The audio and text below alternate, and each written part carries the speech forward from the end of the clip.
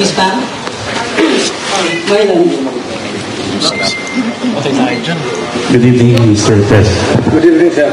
And congratulations po, ang galing-galing niyo sa atin. Ano po pakiramdam niyo ngayon at nasabi niyo ang halos lahat ng gusto niyo sabihin sa Senado kanina? Alam mo, kulang pa ngayon eh.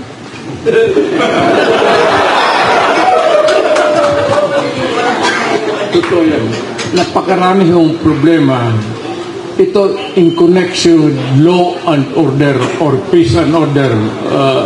Mamili ka na dyan sa dalawang salita. Alam mo kasi ang what bogs down really is ang number one natin ang front is really the police. Yung sila yung una nating vanguard. But maraming pagkukulang sa police. Hindi dahil sa police, kundi dahil sa suporta ng gobyerno rin sa police. If you want equality police service, you have to support the police. Noong panahon ko, may palimbasa mayaman ang syudad ng Davao because at that time talagang there was a blooming of everything. Nagkaroon ng pera ang Davao. So in return, sinuportahan ko yung police because were it not for the police, hindi magkaroon ng law and order, pati hindi magkaroon ng progress ang syudad ng Davao. Nanguna at noon panahon ko, without batting an eyelash, hindi naman ako nagyayabang, nauna kami sa Davao. Because inuna ko yung law and order. Along the way, marami akong nasagasaan. Karamihan yan kriminal. Maraming namatay na kriminal. Hindi ko I'm not evading anything. Either encounter or whatever you want it to mean, bahala na kayo. Basta yung pag sinabi ko sa police, dahil nga prosecutor ako, matagal akong fiscal sa Davao, nakikita ko yung problema. So nang nag-mayor ako, sinabi ko, gusto ko ito. Sabi ko sa police, wala akong pakialam kung basta make the city peaceful. Yeah, along the way, yun yung sinasabi nila mga extrajudicial killing sa Davao. Nanguna yun eh. Davao Death Squad. Wala na akong pakialam.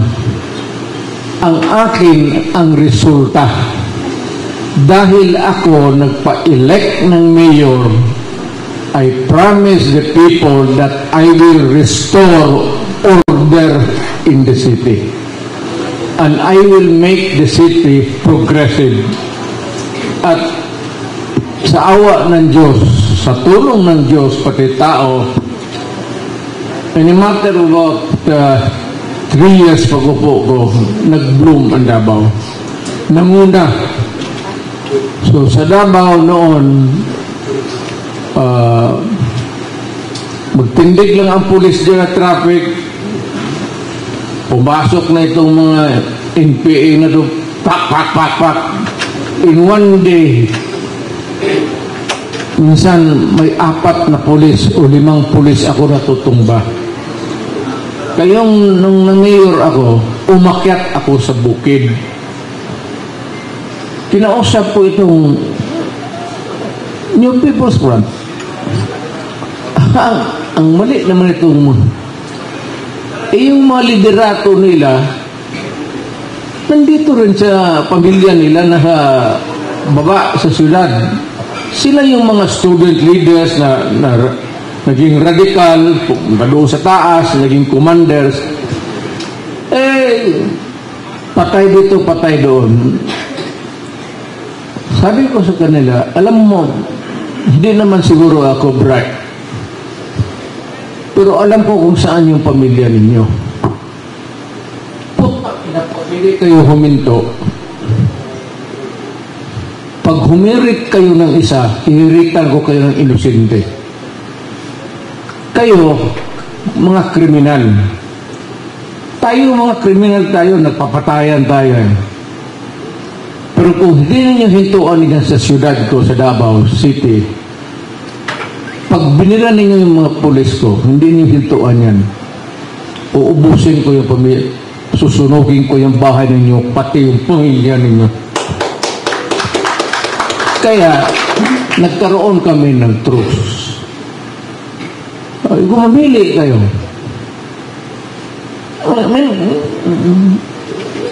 You cannot fuck the city for all time. You cannot have your cake and eat it too. Nandito ka sa siyudad ko, ikaw na terrorize ka, nandiyan ka sa bukid, bababaan kayo, pinapatay ninyo yung mga barangay captain, pinapatay ninyo yung mga pulis. Nandito naman yung mga pamilya ninyo. Gagawin, pagka ganun, magkapatse tayo. Magkapatse, yan. Dito, patayin mo yun, patayin ko rin dito. So, mamili kayo. Kasi, pinili ako na ayaw kong mapahiya. Kasi ang campaign slogan ko, Davao City will be peaceful. At gagawin ko yan. Kaya nanguna kami. Naging aggressive seat kami. Gumanda ang araw. Maraming nainggit. Kasi maganda ang data. Mapunta sila, makalakad sila. Hanggang ngayon, yun ang so, parang Indian style. Apache beso. Comanche. Alam mo, pakiusap tayo dito. Pero kung hindi tayo makaintindihan, hiyain mo ako, magkahiyaan tayo, magpatayan talaga tayo dito. Mr. President, Na kung gusto ninyong inosenteng isali natin, kayo. Araw-araw niyo pinapakain niyo mga porsibil. Mr. President, walang duda ho na legacy niyo yung at napagtagumpayan niyo yung war on drugs, yung mga narco-politicians, yung mga uniforms na sangkot sa ipinagbabawal na gamot. Naniniwala ba kayo na bumalik na naman sila ngayon sa lipunan?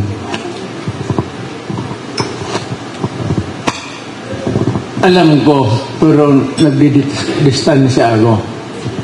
Kasi retired na ako eh. At kung magsalita man ako, wala na rin ako mag-contribute because the only way that you can deal with the problem is to have the government power. Hawak mo ang pulis at anong gusto mong mangyari dyan sa syudad mo, nasusunod. Kung hindi mo na kayang wala ka na niyan, tahimik ka na lang. Pero bumabalik sila. Pati sa syudad nyo. Ang sinabi ko lang naman sa kanila na, look, pagka nakaupo dyan sa City Hall, Duterte, either anak ko, o huwag din nyo kaming hiyain. I will not allow na mapahiya yung anak ko na mayor na babae, mayor na lalaki, papalitan lang naman sila dyan sa syudad, na hindi ako makialam. Kasi ipapahiya ninyo yung legacy ko na peaceful na kasi ang Davao. Huwag na ninyong kasi hindi ako papayag. Ngayon, malapit lang naman election 3 years. Tatakbo ako ng mayor, maubos kayo. Tignan niyo. Putang ina niya. Thank you. Pag president, bababa ako ng mayor. Day 1, putang ina. Either you swim or you run. I do not give a shit. Get out of Davao or you die. Yan lang naman anong guwahe alam nila. Ayaw rin sabihin dyan sa Congress kasi it would be maybe inappropriate. Pero para sa akin, pangkaparkahan tao, wala na tayong drama-drama dito. Kasi itong kriminal, hindi mo madala ng drama na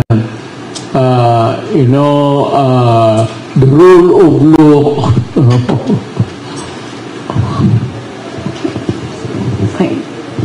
Thank you, sir. Hindi nakakaintindi niya. Buti sana kung kinakausap mo yung rule of law, kung naiintindihan nila. Putang ina mo, alam yung rule of law.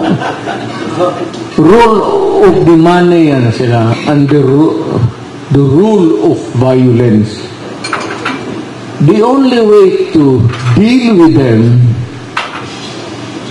is kung ano yung ginagawa mo, Adre, gagawain ko sa iyo. Pag hinold up mo isang pamilya, ni-rape mo, tapos pinatay mo, masiguro, nung mayor ako, hahanapin kita, papatayin kita. Hindi ko naman tinago sa Pilipinas yan. Kasi yun nung presidente ako.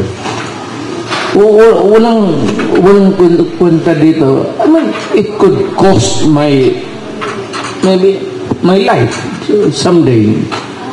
Kasi yung pinatay ko, medyo nag-ano rin yun. May galit rin yun sila sa akin. Pero, sige, ano tayo? Total, matanda na rin ako. Basta, yung sinabi ko, nung tumakbo ako ng mayor at tumakbo ako ng presidente, stop the fucking drugs kasi talagang yayariin ko kayo. Nung na-presidente ako, marami. Kaya yung sinabi, hindi ako nagbiro no yung Manila Bay na puno talaga yan. Ay, kung hindi naniwala, sorry. Ngayon, kung hindi ko matiis ang bayan ko,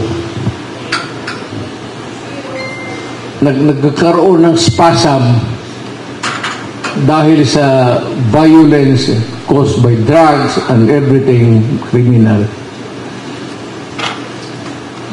Pag magtakbo ako uli, alam hindi naman ako takbo. Kung maski magtakbo lang ako ng mayor, ubos kayo. Alam itong mga putang inan to. Alam mo kung bakit? Alam itong mga kriminal? Ano ang nagbibigay ng lakas ng loob sa kanila? Alam mo na? Baril. Alam mo lakas loob nila? Civilian, walang baril. Akitin na ng bahay, walang mga baril. Hold upin nila, walang mga baril. Pero bigyan mo lahat ng baril. Pwede magkalma tayong lahat. Maniwala kayo. Ngayon, kung walang tao magtindi para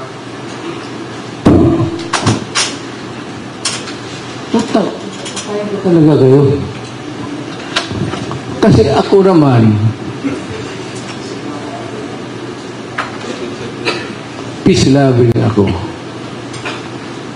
I follow the 10 Commandments. I give importance to every command niyang utos ng Diyos. Pero lang yung thou shalt not commit. Mukhang hindi ko nasunod yan.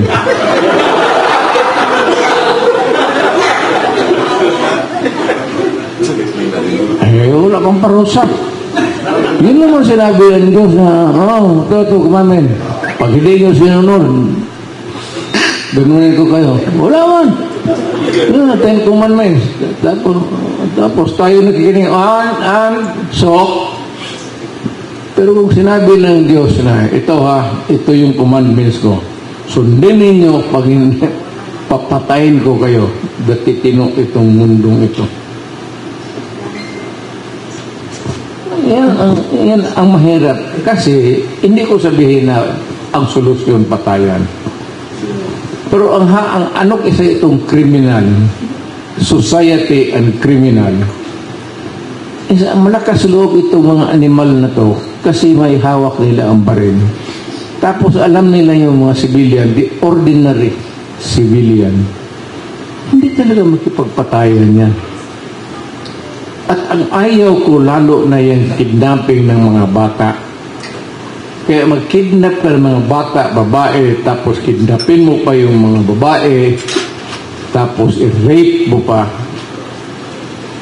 o lalo na patayin mo. Nung mayor ako, presidente ako, hindi kita talaga bubuhayin. Tapos sabihin na rule of law, hanggang kailan?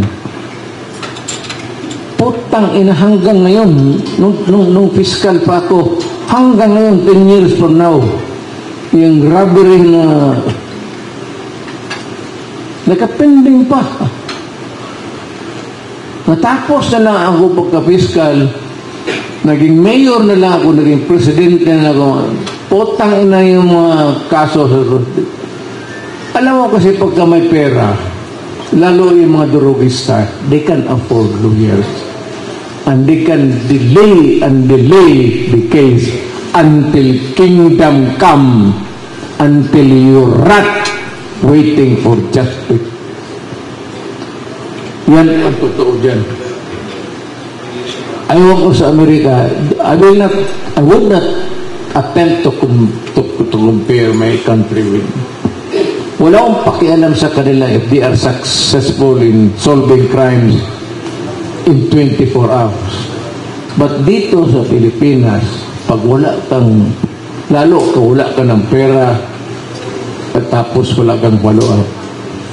Yung mga mayaman na mga agrabyado, they can finance the police operation and they can get justice forthwith, maybe immediately. Pero ordinaryong taong hinold up mo, pinatay mo, wala na yun. Kaya, magprangkahan, sabihin, alam ko maraming pipiyak dito. Kung makinig ako sa inyong mga ulul kayo, walang mangyari sa bayan din. Kung nakinig ako dito sa rule of law, mga ganon, walang mangyari sa Davao. Hanggang ngayon, Davao will be crawling and maybe rotting. So, mamili kayo. Nung presidente ako, nabi ko,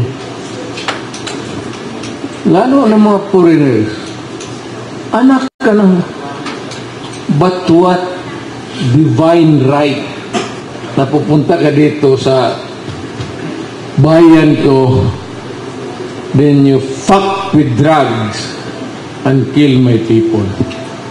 Bakit kila? Bigyan mo ako isang rason bakit kita bubuhayin. Let's ka. Tangin. Bigyan mo akong rason. Kriminal ka. Durugista ka. Ginawa mo yung gunggong yung mga bata. Bigyan mo ako ng rason bakit bubuhayin kita. Sabihin mo, yung due process, hanggang kailan ako maghintay. Kung ako mismo ang prosecutor, ako ang mayor, mamatay na lang ako yung kaso.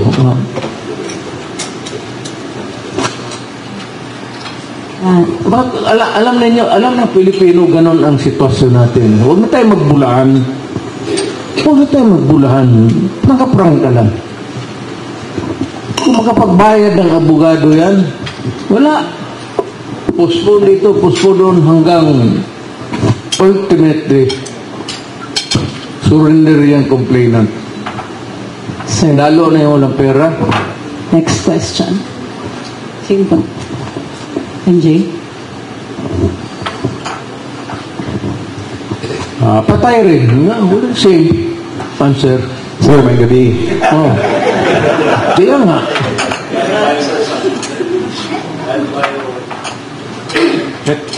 Sir, anong komento niyo doon sa binuking kanina ni Colonel Grijaldo na yung yung sabi niyo rin po kanina perjury, yung pagharap nila na may suggested na mga line of thought na kailangan sa SWAT investigation.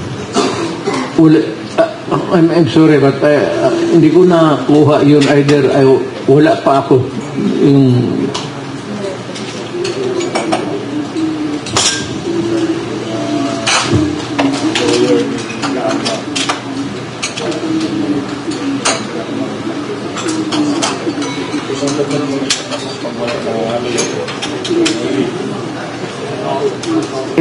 alam mo, hindi naman in fairness to Garma, hindi naman talaga ibig sabihin mo na hindi totoo. Ang totoo doon ay yung pangalan niya, Garma of Legal Age. Tama yan. Occupation. Tama yan. Pero yung third and fourth paragraph, hindi na tama yun. So, parang true or false ka dyan eh.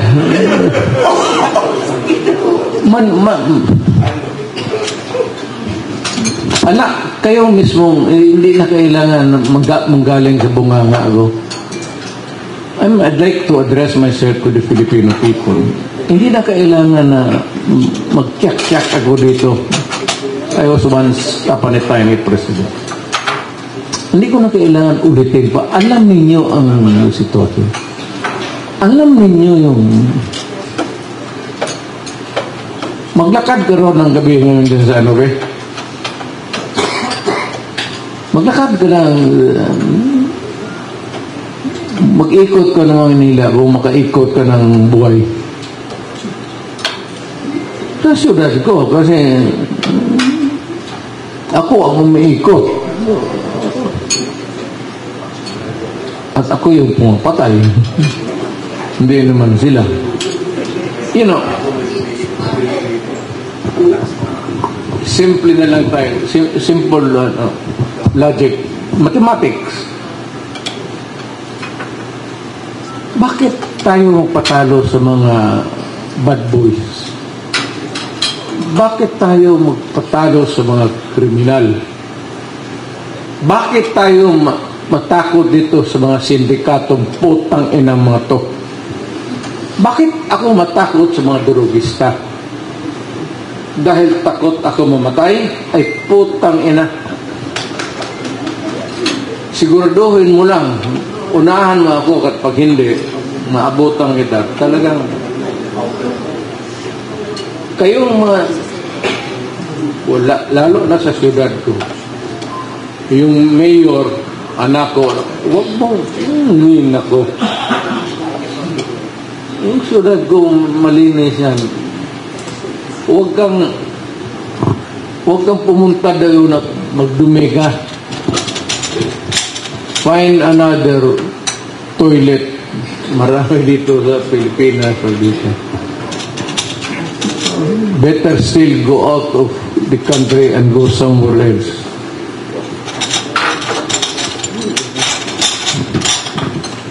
Next question.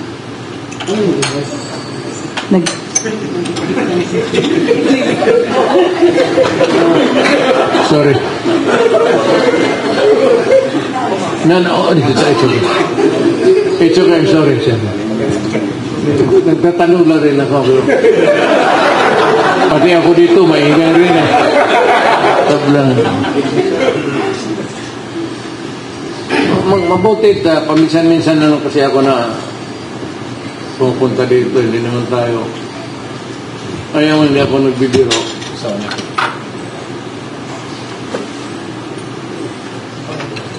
Naglaki ako sa gobyerno. empleyado lang. Prosecutor hanggang presidente. Sweldo lang ako. Kaya kung punta ako dito, pamasahe, big deal na yan sa akin. Idabalik yung back and forth. Gastos yan. Noon kasi charge mo sa gobyerno. Ngayon ko saan ko i-charge? Sa asawa ko, mumurahin pa ako niyan. Wala ka nang iniintrigo buwan-buwan tapos ngayon dito ka pa maghingi sa akin? Kaya hindi ako nagpapatawa. Kaya sabi ko kanina, gusto niyo ubusin na ninyo yung tanong ninyo ngayon. 24 oras tayo hanggang bukas. Kasi mahirap magbiyahe dito. Maggastos na naman ako. May savings ako. Malaki ang savings ko. Malaki ang sweldo ng pag-retire ko. Ang problema, hanggang kailan ako dito o kailan ako mamatay. Ngayon 73 ako. Kung paabutin ako ng Diyos ng 95, saan ako maghanap ng panggastos? Maghingi pa ako sa mga anak ko na puro hirap rin. Wala man ang anak na milyonaryo. Magtanong kayo sa Davao. Tignan niyo yung mga bahay namin. Bahay nga. Pero sabihin mo maluho, mansyon. Tignan yung masakyan namin. Ako, 79 years old. Hindi naman totoo yan noong 79.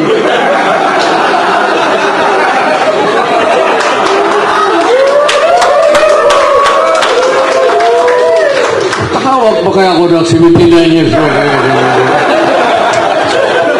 Makakita dito ng 79 years old. Kasi utang inyo, papatayin ko kayo.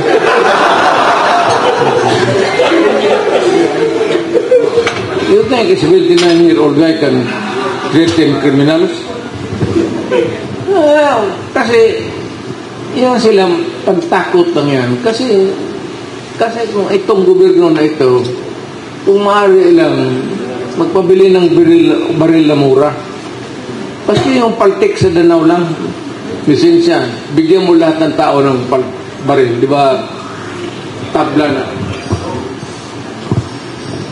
Yung mga kriminal, gano'n yung magkagong yan. Kaya ako, wala akong, alam mo, ang pasensya ko, ang pasensya so kapwa ko tao hanggang ganyang kataas. Kriminal, ganyan na. Gano'n lang. Utang ina pagka nagkamali ka, hanggang dyan ka lang. Hindi ka napapalusugin. Hindi ka pa. Hindi ako maniwala na kailangan mo mabuhay at the expense of the other guy's pocket. Bakit ka mabuhay sa bulsa ng ibang tao? Kung wala kang pera, boys, mamili ka ilang Jones Bridge, ilang bridge yan dyan. Mamili ka lang kung anong bridge ka tatalon dyan. No. Kung wala ka man lang pagkain, tapos desperado ka, gusto mo mag-hold up, ay, bukang ina. Maghanap ka na, mamili ka na ng tulay ng gusto mo dyan. So, umakyat ka dyan sa building yan sa yung lumang eskolta na yan.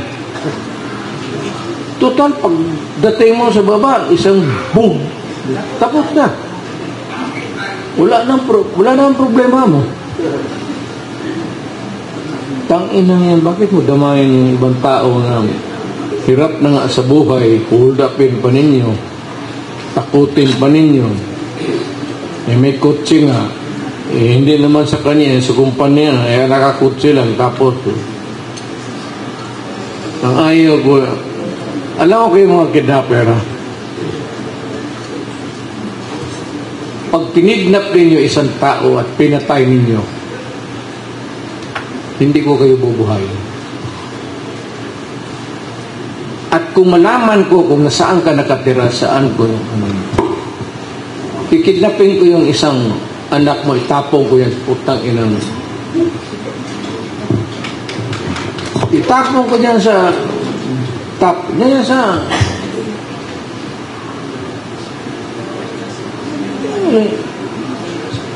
baka akala ninyo, you know, you do not have a monopoly of evil in this country. Lahat tayo may sungay. Kaya lang sa ating upbringing, religion, sa disiplina, nagpipigil tayo.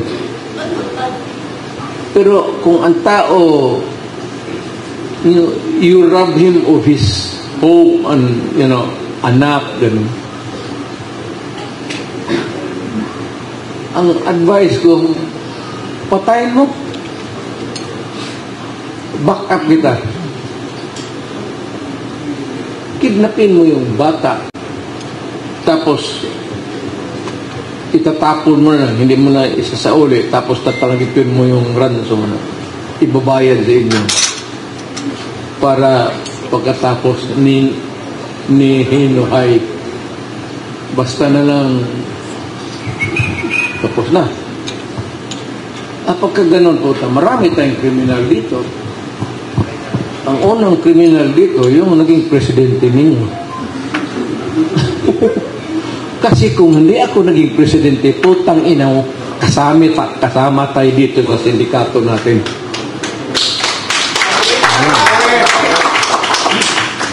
Kidnapper rin ako. Hold up rin ako. Huwag rin akong bulahin ako. Takot-takutin yung baril-baril ng mga sindikato.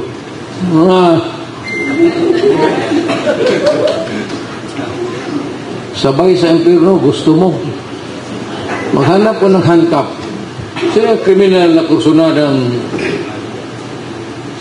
mag-handcuff kita. Sabay tayo magtalon rin sa gusto ko nang mamatay.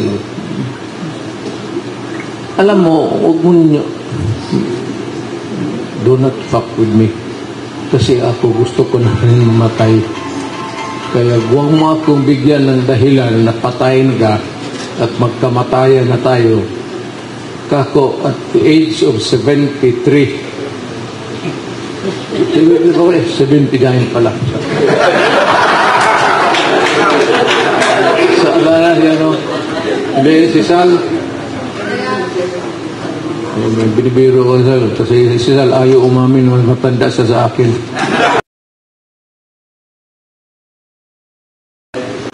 Siguro si Panelo basta matanda yan siya sa akin. Bata-bata lang. May katanungan pa? Yes, Ms. Pa. Mr. President, naniniwala ho kami at naniniwala ho ang Gawawelyo na maganda ang ginawa ninyo sa Davao.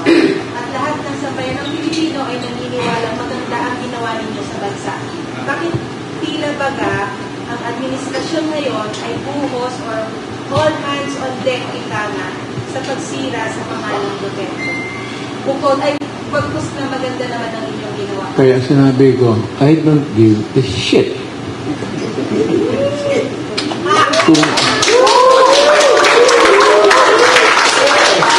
Ako, tapos na ako, pinakita ko na yung ika nga sa yung salida ko. Yung salida, yung show ko. Bisaya, yung Espanyol, pati Bisaya yung salida. Napakita ko na yung salida ko. Inyo na naman. Tapos na ako. At least sa panahon ko, kontento ako na I do not have to get an approval from anybody. Dito sa konsensya ko, may ginawa ako para sa bayan ko. At marami akong, at least dito sa mga Manila, could upper ng kung ilang mga sindikato. Kung magsabi kami noon may 10, na sindikato ito malalaki. Siguro naiwan pag alis ko, may mga tatlo, dalawa, tatlo. Hindi ko maubos. Hindi ko maubos kasi naubusan ako ng bala.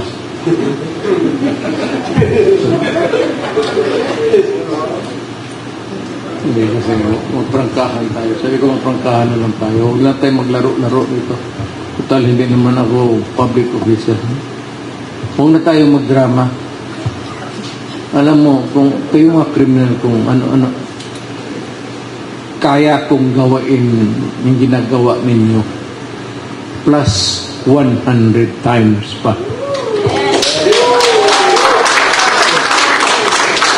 More cruel and more violent than what you can do.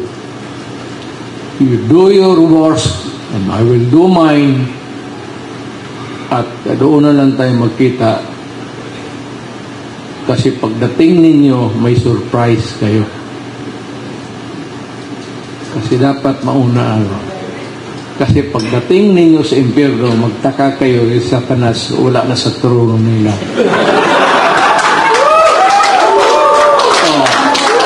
I'll give you a riddle. Sinong nakaupo pagdating ninyo sa doon sa impyerno? Sino nakaupo sa trono ni Satanas? You guess. 2H. Si Satanas nagamanicure lang yan sa paa ko.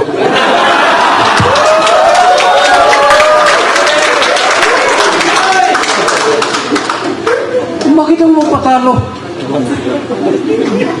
Gago. Magpunta ako doon sa impyerno para pasunog lang sa tapos si Satanas ba tigas-tigas doon. Sabihin ko sa kanya, bakit? Nag-presidente ka ba ng Pilipinas?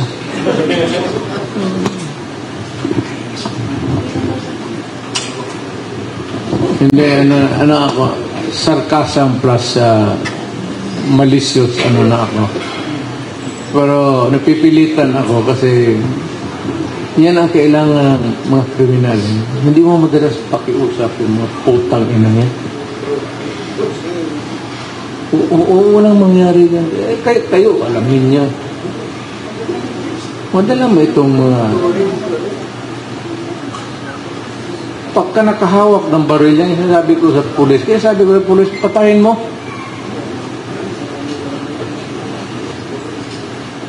Tanungin mo yan mga pulis dito. Sabi ko, wag ko kayong makita, maabutan sa ospital na nakatingalo, na binaril kayo ng kriminal. Dapat yung kriminal ang nandyan sa emergency room. Kayo yung pakapi-kapi pagkatapos ng trabaho.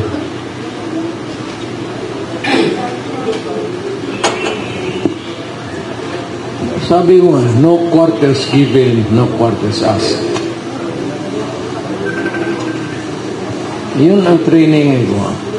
Ang problema lang kasi ay ang nasa kampo ako dito sa civilized world. Kasi kung nalagay rin ako sa kampo dito sa mga ulol na to, the evil, tagal na siguro ako sa kulungan, patay na.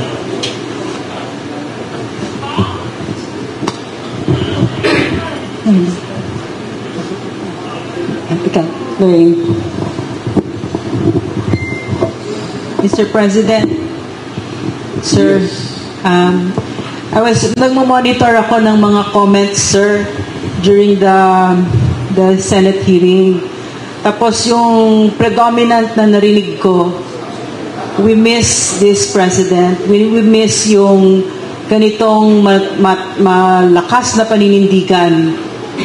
At nanggagaling kasi yun, sir, sa mga taong malungkot na at natatakot sa mga kriminal at kriminalidad. So, Ano po kayang pwede niyong sabihin sa ating mga kababayan para bigyan niyo naman ng konting lakas ng loob? Alam mo, to my countrymen, many, maybe almost half of the population, maski dito sa kwartong ito, hindi niyo magustuhan yung demeanor ko, yung asta ko. Sabi, ito ba mayabang ito o ano ba gustong ipakita nito? Yung naging presidente na ito, naging mayor na ito, ano bang gusto niyang pakita? Ang gusto ko kasing ipakita is my message primarily to the Filipino people is that itong sasabihin ko para ito sa inyo. It is really actually to protect you. Na itong mga kriminal, nagbibigay ito ng problema sa atin. Alam mo, pag ikaw ay isang wage earner lang, ordinary, tatrabaho ko lang sa hotel, may anak ka, nag-aaral, tapos college sa gabi. You know, every night, kung sa katrabaho ka, o nasa bahay ka na, tapos naghihintay ka pa, magsige ka tingin ng relo mo, lalo na kung may bagyo, hindi mo malaman kung yung bus na sinakyan ng anak mo hinold up o naglalakad yung anak mong babae dinampot.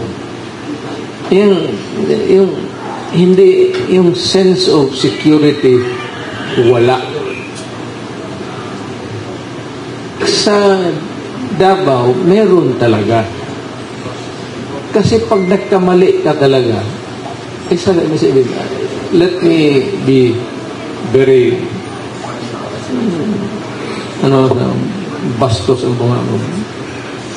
Do not fuck in my secret. Huwag mong galawin niyang inosenteng tao, lalo na yung mga bata. Pag ginalaw mo yan, hindi kita papadusutin.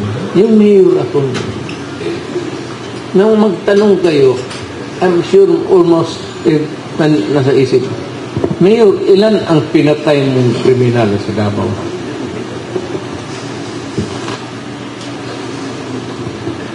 Hindi ko naman masabi mo, I can't quantify it. At sinabi ko lang, there was, we enjoyed a little place, or there was law and order, sumusunod naman lahat, malinis ang Davao, sumusunod man sinabi ko na huwag natin hiyain ang, maraming bisita dito, pagandahin natin ang Davao. Kayong mga kriminal, umalis na kayo. Nung punta kayo sa ibang lugar, may sinasabi ako na mga cities, pero out of respeto sa kanila, I will not repeat it again. Mukhang mai-insulto rin sila. So, umalis kayo. I'll give you the chance. Pero wala ko talagang patience sa maliit masyado ang magkamali ka lang ng kunti. Pagka-criminal ka, may record ka, galing ka sa munti o nakulong ka na, at may record ka sa database sa nasyonal, mag-ingat ka talaga kasi kunting katamali yan, tatapusin kita. Para ano? Para sa bayan. Maniwala ka o hindi, strange as it may seem to you to hear it, maybe, para sa bayan. Para sa mga pinsan ko na walang pera, walang kotse, naglalakad. Para sa mga kapatid kong Pilipino dito na mag-uwi, tapos magsakay ng bus, tapos hold upin pa yung bus, kukurin pa yung pera, at minsan may binabaris na may sinasaksak. Alam mo, we pray to God for justice. Diyos ko po, bigyan mo kami ng hustisya. Ngayon, tanungin ko si Diyos, Diyos, kailan kami maghintay? At least, bigyan mo kami ng time limit.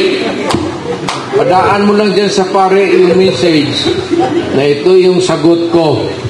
Hoy, Rodrigo, gago ka. Ayan. Pero kung wala kang binatagong time limit at magtitiis kami dito araw-araw, may ma-hold up, may ma-rape, may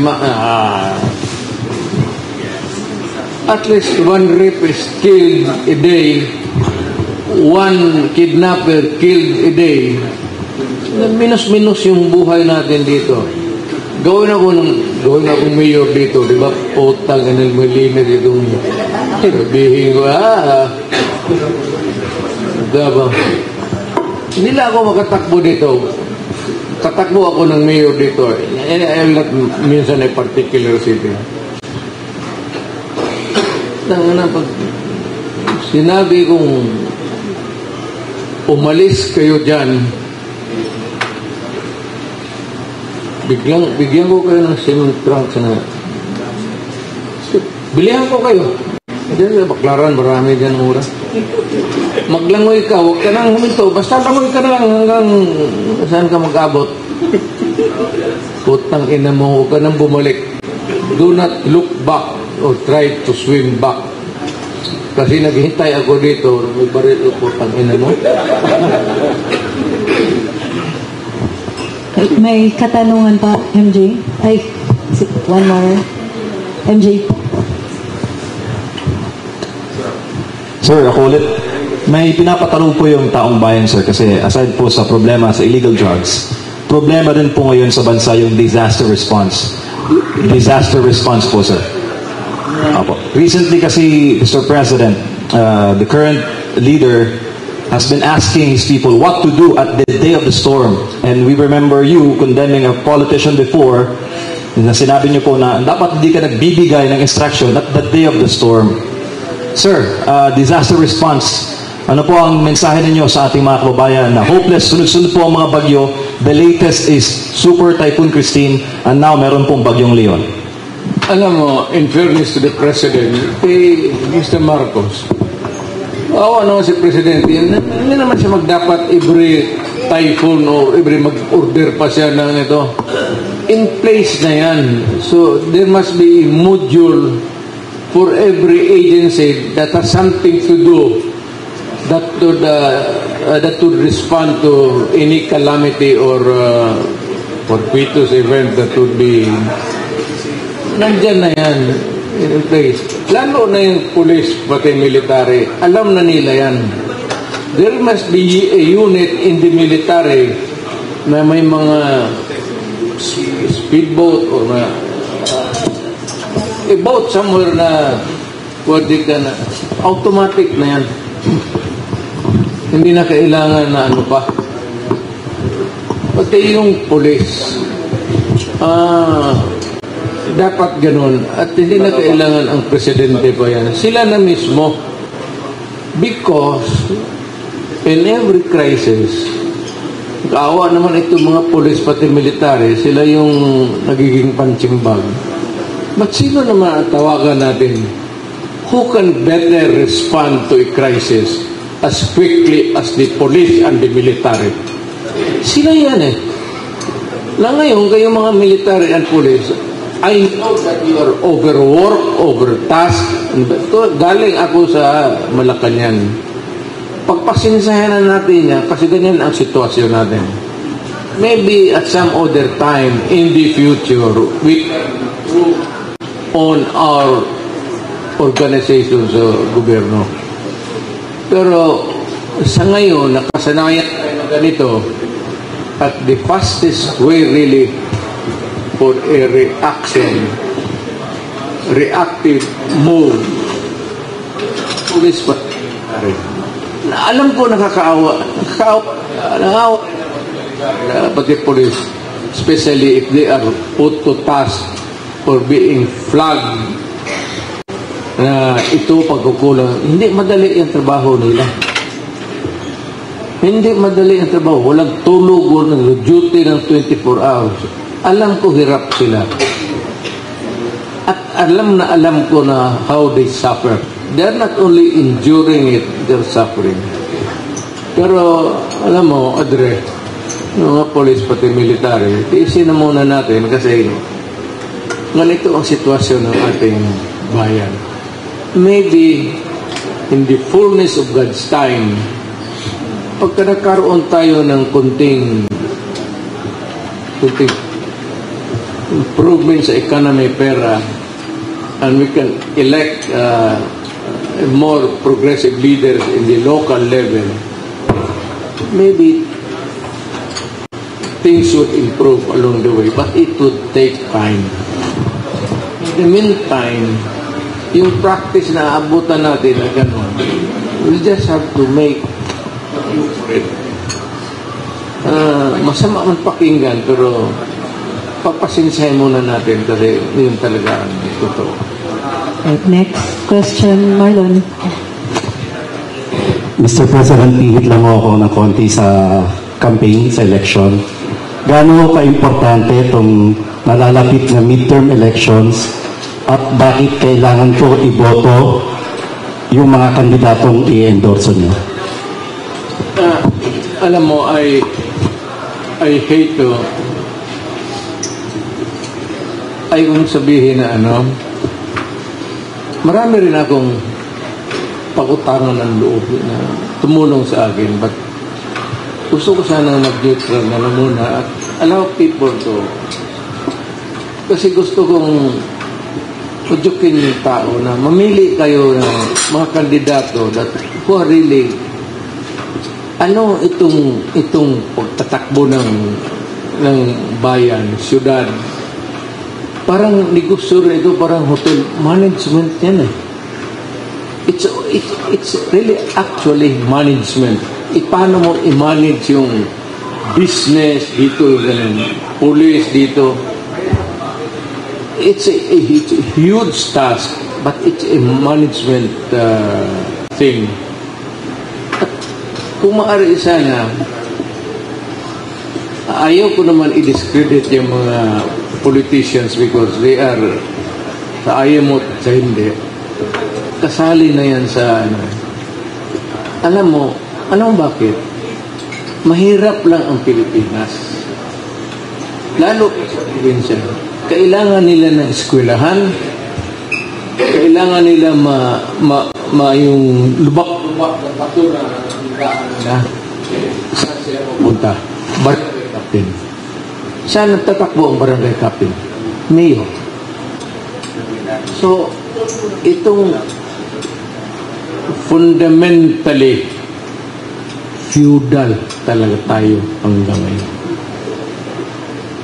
Aminin man natin, hindi, we remain feudal. For everything sa barangay captain. Medisina, kung hindi kayo ng barangay captain, tatakbo yan sa deputy mayor. And tapos yung deputy mayor, tatakbo sa mayor. Then the mayor would facilitate, tawagan ng doktor. Sige, dalhin nyo sa ospital. Pero kung ang isang tao, lalo na yung taga-bukid, kung may sakit yan sila, baski malaria, hindi yan siya pupunta mag-so. Hesitant yan.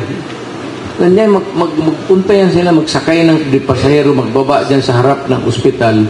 Minsan mag-upo lang yan, mag-isip kung paano lalapit doon sa desk o sa information at mapagsabi na mayroon kaming pasyente. Because nagpaiwan ng feudal system. Kailangan nila ng amo, barangay captain, o deputy mayor or mayor.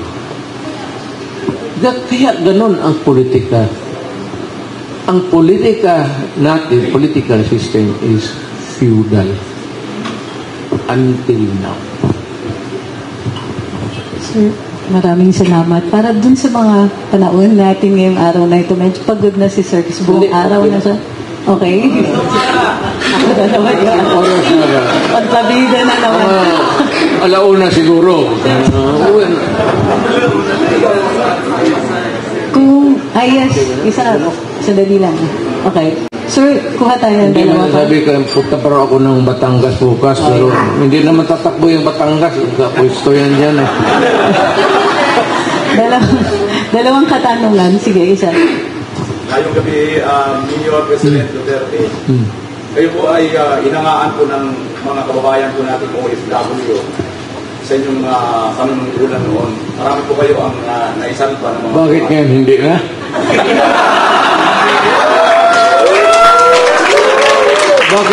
Bakit noon? Bakit ngayon pala? Meron po kasi kung lumabas na balita ng nakaraan na mayroon pong hinatulang mabitay po doon sa ibang bansa. Isa pong nakakalungkot. Ano po ang inyong reaction pa tungkol? Mahirap yan. Mahirap yan. Tayo dito, tinanggalan natin yung death penalty.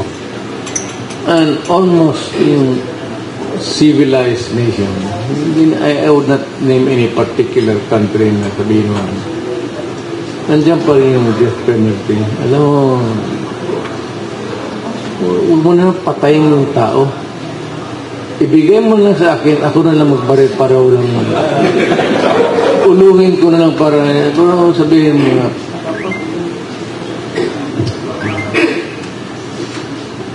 Ulungin na lang natin. Pero sa dito sa mga gaya ng mga leader, depende sa init ng ulo. At depende kung anong ginawa mo. Akala ko mo, papasukin mo yung bahay. You ransack the house. You rape the wife.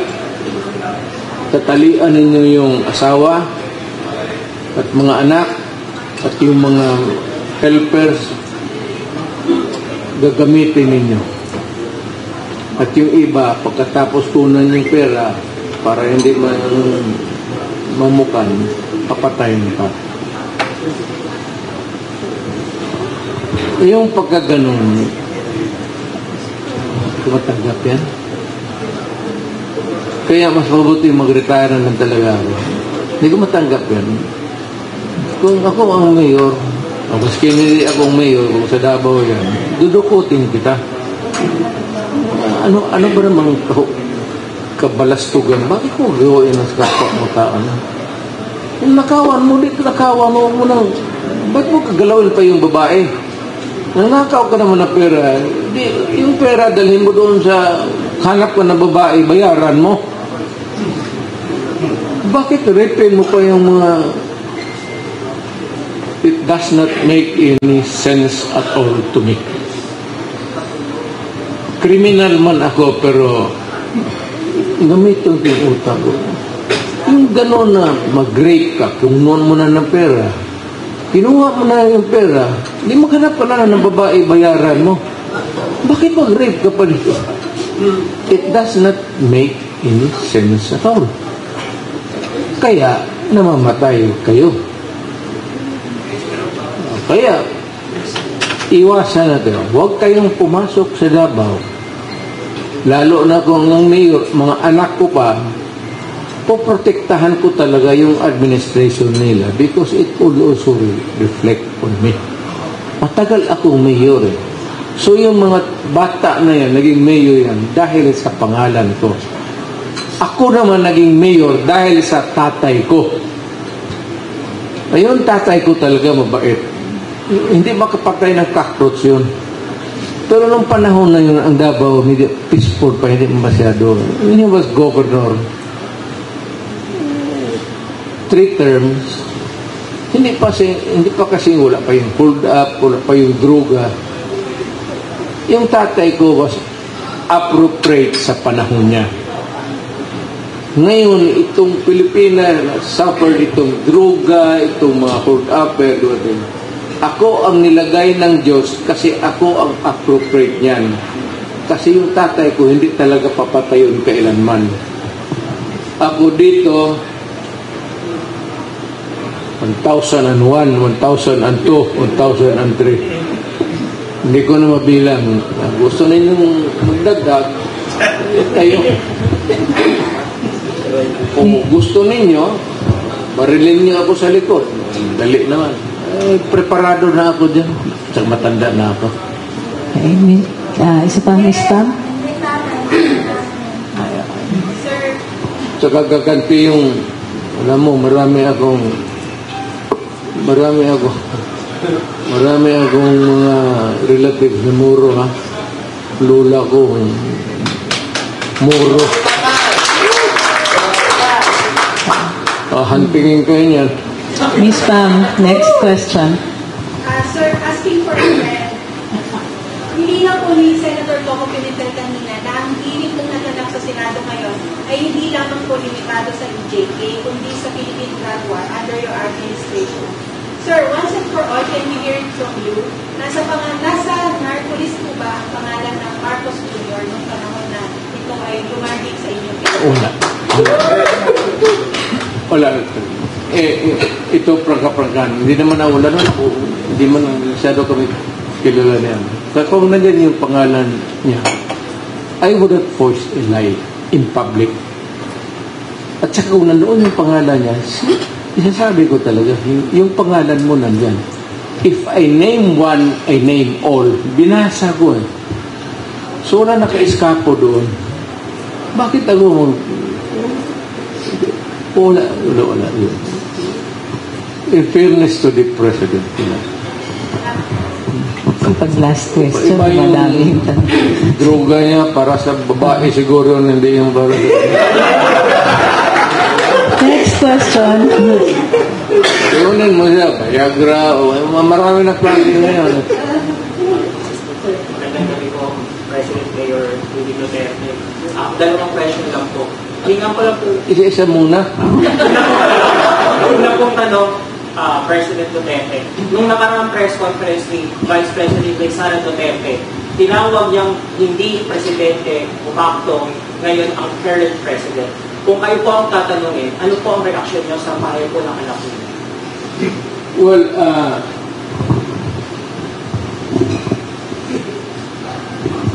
I may have to disagree with my daughter.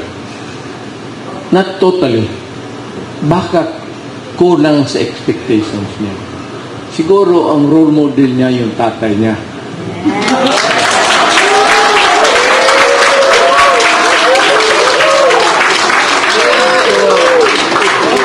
Ito naman, hindi naman lahat ng presidente kaagad. But itong sitting president ngayon, I know in my heart, not because hindi ko magkaibigan. I know that by the way, what is he supposed to do? Nakaupo dyan siya sa manok na yan, bayad siya. Anong gawin niya? Mag-init siya ng utot niya dyan sa siyempre natabaho yung tao. Kaya lang siguro hindi yung estimation sa ibang puro medyo kulang. Kasi ito naman hindi mayapang ito sa spoken. Sa akin pot tayong ginagawa leche kayawa hambog story ko yun. Pero pareho lang kami. Last question po. Ano po ang reaction ninyo sa ginagawa po ngayon ng Kamara laban sa pamilya ninyo, ang ginawa nilang Quad Committee at ang patuloy pong pag-ibigay po sa budget po ng Office of the Vice President? I really do not know. I have to talk to my daughter. Who are these people that's after her skin? Palagay ko naman hindi sa politika kasi wala namang ambisyon yung anak ko magiging presidente. There was never nandiyaman ang Diyos. There was never a time that we talk about the presidency. Sabi ko nga sa kanya noon, magpasalamat ka na sa Diyos na inabot mo yan. O para sa akin, babae ka, okay na yan ka. Sir, last po. May tanong last ako. May buntot yung last mo. Gano'ng kahaba yan? Ang nakaraan din kasi sinabi rin po ni Vice President Inday Sara doon sa kanyang press conference sa OVP Natanungin daw po kayo kung totoo nga daw po na hindi niyo po daw siya totoong gusto patakbo yung presidente. O baka reverse psychology na lang daw po siya. Tama na. Ayaw ko talaga. Una-una, naawa ako. Sabi ko dahil dumaan ako. At huwag sana mainsulto ang Pilipino. Putang ina. Wala kang makuha. Magtrabaho ka, magising ka ng alas 6, maligo ka, kain, punta ka ng mga 8:30 to 9 sa tapos trabaho na. Doon ka kain, tapos to start 1. Palit-palit yung maraming kwarto yan eh. Maraming kwarto yan magkaharap. Pagkatapos niya mga nan, paalisin na yan sila, iba na naman ipaupo. Iikot ka, ibang hanggang gabi yan. Ang sweldo mo, wala. Sa totoo lang, pero sa pagod mo na yan, 300 plus thousand. Yun lang ano ba naman. Tapos, yung pag-uwi mo, hindi, bahit ng gobyerno, kunin pa sa sweldo mo, utang ina yan. Bakit ka magtiis na trabaho ng gano'n? Ako, dumaan ako dyan, sabi ko, ano makuha mo dyan? Hindi ka na mapapagalunin ng sipsig.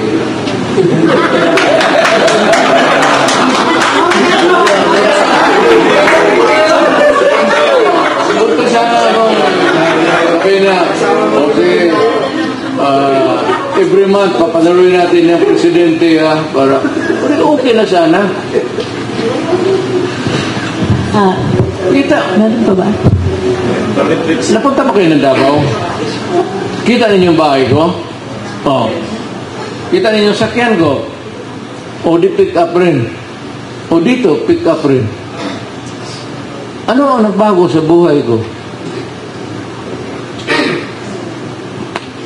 Ang nagbago, ang bayan na pinagpatakbo. Pero, yan ang sabi ko kay Inday. After this, maghanap ka na lang ng mabuting negosyo. Di na bali at the start, kikita ka ng maliit.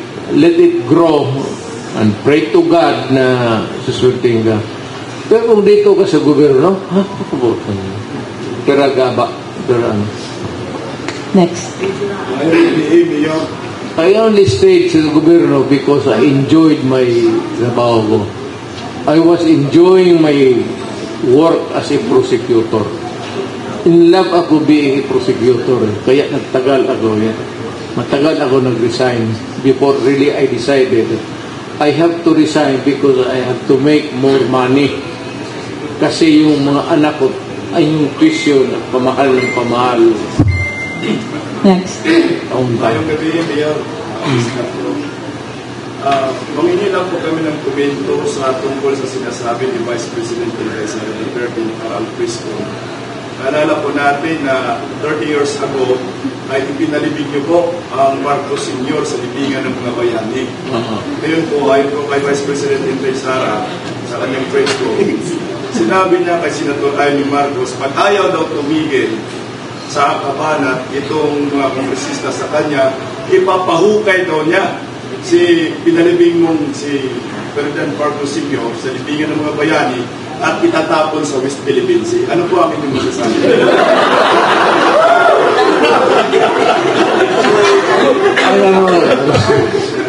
Tatlo yung anak ko. Isang babae, dalawang lalaki. Ang nakakuha sa ugali ko, sa bungaan, bastos, Inday. Yung kanyang ginawa, extended hyperbole lang. Wala naman, bakit mo naman gawin ng ano lang yung talaga, siguro, nagalit siguro siya na ako gano'n ang salita, no? Yung presidente ko, gano'n, putang ina kayo, pero hanggang dyan, istorya lang yan, pare. Wala magtotoo dyan. Pero ano lang ganyan sa mga criminal pag na-warning ako. Kasi, alam mo, pag sinabi ko nung mayor ako, pati presidente ko, stop. Yung hindi naghinto, na-disgrasya talaga. So, I'm sorry. I am sorry. Ginusto ninyo eh. No, I said, you make your own history in this world. Ikaw yung humahawak ng buhay mo. Kung anong mangyari sa buhay mo. Pag yan ang pinili mo, tapos nagkaletse-letse, face the consequences. Kasi pagdating ng putukan, sigurado pa. Kalaban mo ang gobyerno eh. O kagaya ko. Eh kung maka-mayor ka tapos presidente ng kagaya ko na mainit dyan sa ganun. Kung sabihin mo lang, wala kang pera, trabaho, maghanap ako ng paraan. Ibibigay ko yung sweldo ko itong buwan na ito. Sige, you start mag-umpisa ka kung saan ka tulungan kita. Hindi naman tayo manhid yan sa awa.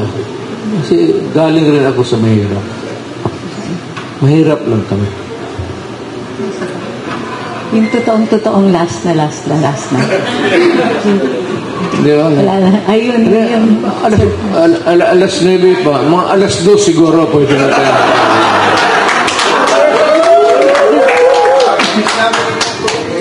Mayor. Yes, sir. Kaninang umaga, nag-umpisa po yung mayor. Anong ganyan na tao? Wa pa mahuman? Wala po, Mayor. Ang ipangita, hinahanap ng mga tao po ang inyong leadership. Kung sila lang daw po ang masusunod, gusto po nila magiging president. Ano po ang sagot mo sa kanila? Alam mo, sa totoo lang, na-in love lang yung mga tao sa mura ko.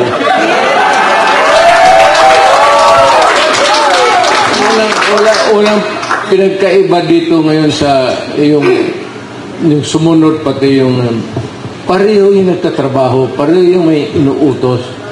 Ang nimimay sila ng tao, yung mga potang inang yan. Yung mga ganon. Nasanay ako sa bastos ako eh. So wala akong magawa.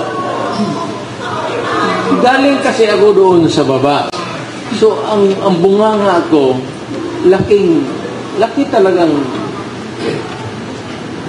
Kasi mahirap lang kami. Talagang mahirap lang kami. Galing kami dyan sa, ngayon nag-improve na yung DB Boulevard na yan. Yung panahon 19, sa Batres area yan. Kangkungan yan. Ang lakarin namin, naka-elevated wooden plank. Puro kangkungan. Overtime, buhos ng lupa galing sa bukid. Naging gano'n na. Absolute lang. Totoo. Pagkatapos ng huling katanungan, marami tayong last. Pagkatapos ng huling katanungan at sagot, yung mga may nais mag-group picture, group picture lang kasi kaya ng oras natin. So, maayos lang po. They will be around the table. Yan, nakaupo si sir. May mga nakatayo dito and the others can, in front. Okay? Gusto niyo umikot pa si sir? Okay. Okay. By table. Stay where you are. Unang mag-ikot. Okay. So, sir, kayo lang dito. Sila yung pupunta. Last question. Last, madam. Yes, ma'am. Ano yung masasabi mo regarding yung tungkol sa pahayag ni Mayor? Anong sinabi ni Mayor? Na pinapalabas ni Mayor that time na idinipili daw po siya doon sa work of drugs po. Mayor po Tino. Mayor, may lang kayo kasi kayo po yung Ma'am, pagdating ko sa opisina, nandiyan na yung listahan. Hindi ko listahan, hindi ko alam kung sino yung mga gago na sa druga. Listahan yan ng buong Pilipinas. Hindi akin ho yan. I do not have the capability to make a list. Ng mayor ako kung sino-sino yung mga tao dito sa Pilipinas na sa druga. Pag upo ko, binigay na yan ng pulis. Kung ngayon, kung may dapat siyang patayin yung pulis. So, marami mga pulis dyan. Mamili na lang siya kung sino dyan ang wala siya. I do not have wala akong kapangyarihan na mag-go ng listahan dyan. Okay, sir, last. Lasin mo ang... Yes, sir. Hindi. Sige, nag-i-enjoy kasi sila eh. Alaikum salam. Assalamualaikum warahmatullahi ta'ala, Tatay. Magandang gabi. Tatay, ang tanong ko po, bakit noong presidente ka, hanggang ngayon, ikaw pa rin ang hanap-hanap na mamayang Pilipino, lalo po sa mga kamag-anak mo sa Bangsamoro. Kahit ngayon, naghihintay sila kung ano yung yutos mo, gagawin po namin na taga Bangsamoro. Kung nayutos ka para lang sa bayan, gagawin po namin, Tatay Digong. Mahal ka namin, Tatay Digong. Mabuhay ka! Alam mo bakit? Kasi ang lula ko Maranao.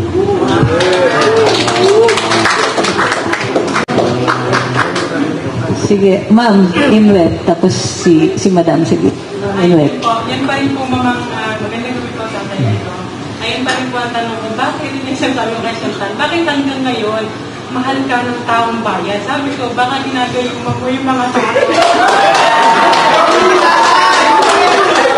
Alam mo ma'am, I appreciate it kasi alam nila na mahal ko rin ang taong bayan. Pero ngayon ano na lang, tanggalin mo ng lahat ng mga lalaki, babae na lang.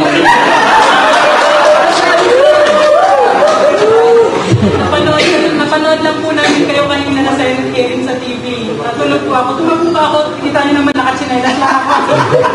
Sa pagmamahal po namin sa inyo. So, kahit anong mangyari po. Ang lola ko ang Maranao. Yan lang ang connection ko sa Morok sa Mindanao. Ma'am. Kaya pagpasok ko sa politika, acceptable ako sa Moro kasi alam nila. Yes po. Kaya po tayo bigyan na Bangsamoro. Dahil po sa inyo, download po namin sa inyo, Tatay. Kasi sa Moro kasi pag may dugo ka Moro ka na. Love to total. People is love to total.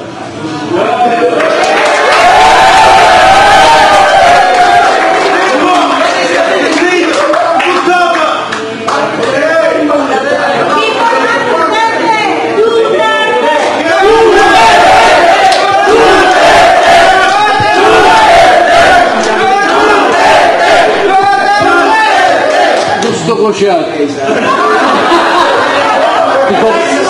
Gusto ko siya tibukin. Okay. So, okay. Oh. Nice, very, very not Oh, okay, that's good. very, very not I appreciate it. I appreciate it.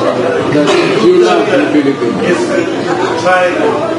Very, very many business people is not good. You are from what country? I'm Chinese, Gansu. My grandfather Lam. I'm Chinese. I'm very, very lucky. I'm not. Thank you, sir. So, para sa first group picture. Yes, sir. Thank you. My friend Bob, take it.